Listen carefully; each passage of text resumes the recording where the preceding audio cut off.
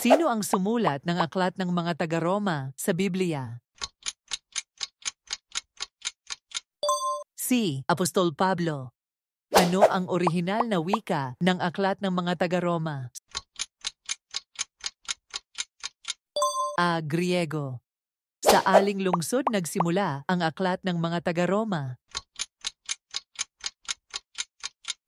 B. Korinto. Ano ang pangunahing paksa ng aklat ng mga taga-Roma? C. Katarungan. Sino ang sinasalansang ni Pablo sa aklat ng mga taga-Roma dahil sa hindi pagsunod sa kautusan? A. Mga Hudyo.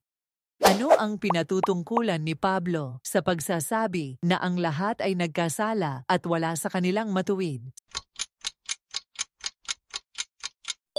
C. Lahat ng tao. Sa paanong paraan ipinapakita ng aklat ng mga taga-Roma ang kahalagahan ng pananampalataya? C. Mga argumento. Ano ang mensahe ni Pablo sa aklat ng mga taga-Roma tungkol sa kapayapaan at pagkakasundo sa iglesia? C. Pagkakaisa.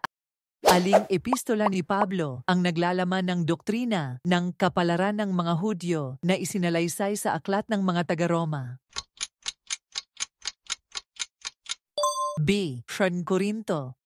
Ano ang pangwakas na mensahe ni Pablo para sa mga taga-Roma tungkol sa pagsunod sa kautusan at pananampalataya?